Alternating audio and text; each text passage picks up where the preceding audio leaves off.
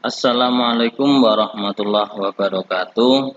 Anak-anakku semua yang soleh-solehah, bertemu lagi pada kesempatan hari ini. Kita masih belajar tentang pendidikan agama Islam dan budi pekerti, khususnya kelas 1 bab ketiga.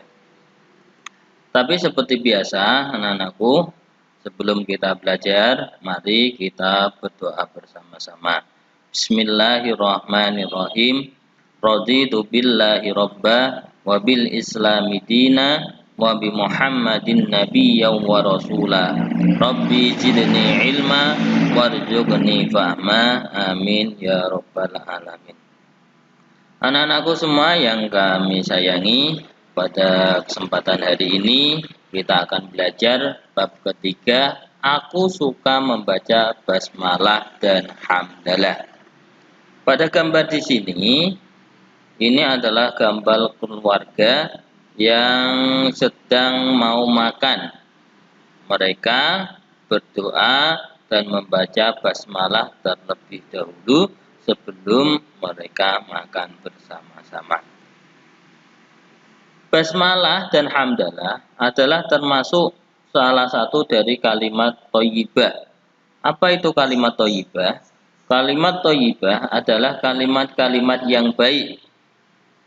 Dan salah satunya tadi adalah basmalah. Dan basmalah ini biasanya digunakan untuk memulai sesuatu. Ada yang tahu bagaimana bunyi basmalah? Nah, di sini akan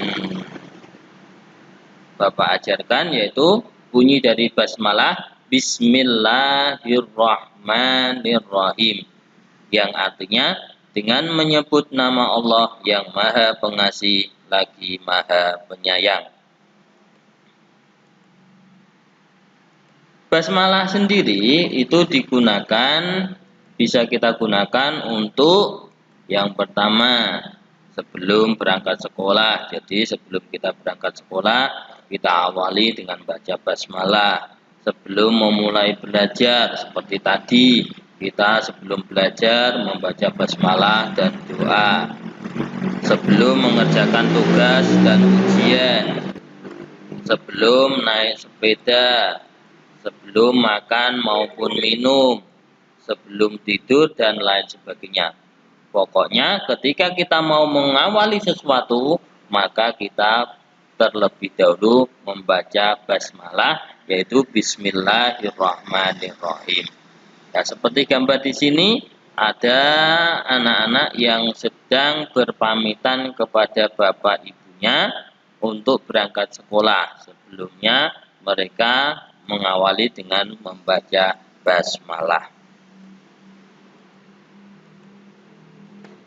Mengapa kita harus membaca basmalah? Membaca basmalah dilakukan agar kegiatan kita bisa menjadi lancar, bisa berkah dan bermanfaat. Dengan membaca basmalah, kita juga akan mendapatkan pahala. Jadi, anak-anak semua ketika ingin kegiatannya, ingin sesuatu pekerjaannya bisa lancar, berkah, maka harus membaca basmalah di awal sebelum kegiatan dilakukan. Yang kedua, selain basmalah, ada lafal thayyibah yang kedua, yaitu hamdalah. Ada yang tahu bagaimana baca hamdalah? Bacaan hamdalah yaitu Alhamdulillahi Rabbil Alamin, yang artinya segala puji bagi Allah Tuhan seluruh alam. Seperti basmalah, hamdalah juga kita baca ketika di tempat-tempat tertentu. Kalau bedanya basmalah itu di awal kegiatan, kalau hamdalah biasanya di akhir kegiatan. Contoh, ketika selesai belajar, sampai di rumah sepulang dari sekolahan, selesai mengerjakan tugas atau ujian, turun dari sepeda, selesai makan maupun minum, bangun tidur, dan lain sebagainya. Jadi setelah kita melakukan sesuatu, kita ucapkan alhamdulillahirabbil alamin.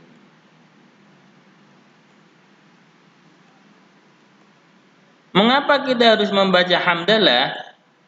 Sebagai bentuk syukur kepada Allah karena telah diberi banyak nikmat. Jadi hamdalah itu kita baca sebagai syukur kita kepada Allah karena kita telah diberikan nikmat yang banyak oleh Allah Subhanahu wa taala. Allah telah memberikan kita banyak nikmat. Kita dapat pergi ke sekolah karena Allah. Kita dapat makan makanan yang enak juga karena Allah. Kita bangun tidur juga semuanya itu karena Allah. Jadi kita semua membaca hamdalah.